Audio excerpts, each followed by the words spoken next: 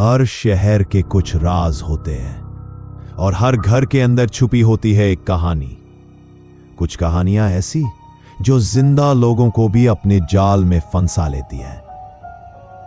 यह कहानी है रोहित और नेहा की।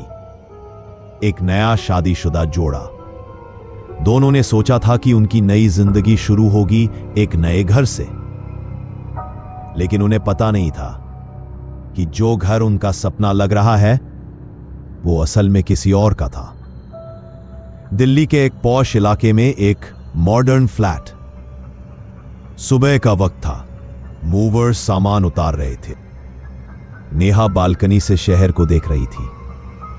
उसके चेहरे पर एक हल्की सी मुस्कान थी। नेहा ने धीरे से कहा, रोहित, कितना सुंदर व्यू है यार, फाइनली अपना ड्रीम हाउस। पीछे से रोहित ने उसे बाहों में ले लिया और प्यार से बोला, हां नेहा, यह घर हमारी नई जिंदगी की शुरुआत होगा। स्ट्रेस खत्म, सिर्फ पीस और हैप्पीनेस। दोनों के चेहरे पर एक नई उम्मीद थी। लेकिन हर दीवार, हर खिड़की कुछ कह रही थी। कुछ ऐसा जो नेहा अभी सुन नहीं पा रही थी। जब मूवर्स एक पुरानी अलमारी अंदर रखते हैं तो उसके नीचे से एक कागज गिरता है।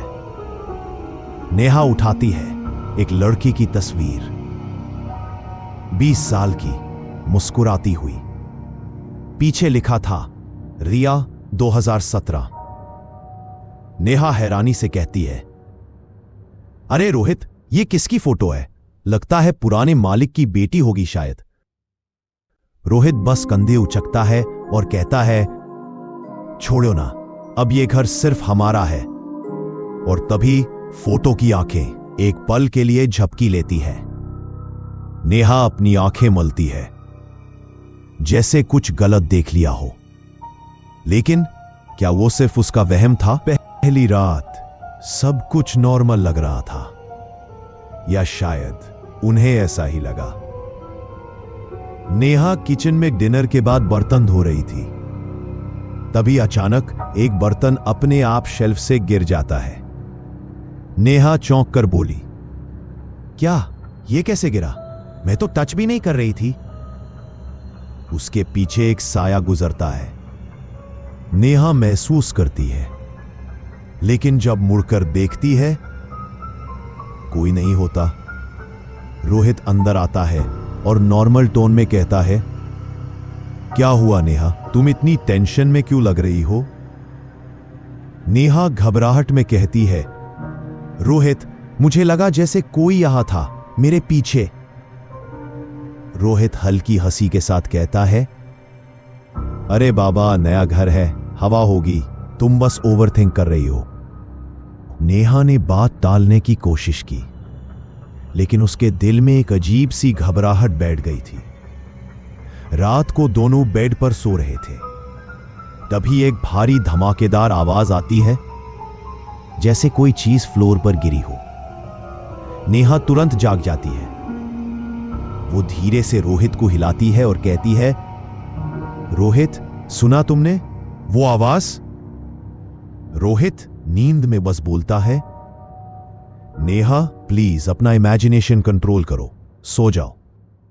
और उसी वक्त हॉलवे में एक कुर्सी अपने आप धीरे धीरे सरकती है।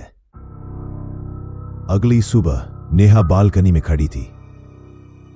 नीचे एक बुजुर्ग औरत, शांति आंटी, उसे देख रही थी। आंटी आवाज लगाती है, बेटा, तुम लोग नए आए हो ना इस फ्लैट में? नेहा मुस्कान के साथ कहती है, हाँ आंटी, कल ही शिफ्ट हुए हैं। शांति आंटी की आवाज अचानक गंभीर हो जाती है।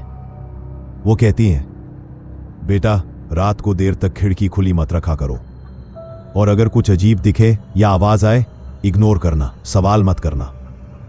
नेहा हैरानी में पूछती है, आंटी, आप क्या कहना चाह रही हो?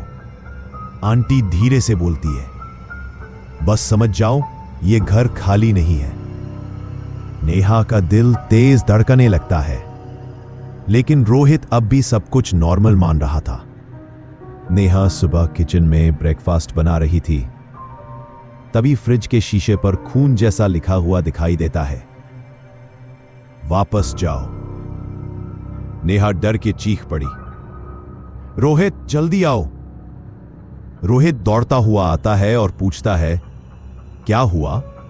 लेकिन जब तक वो देखता है, लिखा हुआ गायब हो चुका था। रोहित गुस्से से कहता है, नेहा तुम्हें स्ट्रेस हो गया है, यह सब हेलुसिनेशन है। नेहा रोते हुए कहती है, नहीं रोहित, मैं झूठ नहीं बोल रही, मुझे अपनी आंखों से दिख रहा था। उसकी बात को कोई भरोसा नहीं करता। नेहा की आंखों में आंसू थे, लेकिन दर्द से ज्यादा उसके दिल में शक था। उस रात नेहा वॉशरूम में जाती है। शीशे पर लिखा दिखाई देता है, रिया को इंसाफ चाहिए। नेहा एक दिन शांति आंटी से पुराने मकान मालिक के बारे में पूछती है।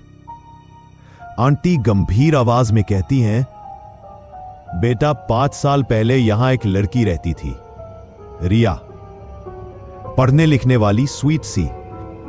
लेकिन एक दिन वो अपने कमरे में मिली थी, लाश बनकर। पुलिस ने सुसाइड बोला, लेकिन सच कुछ और था।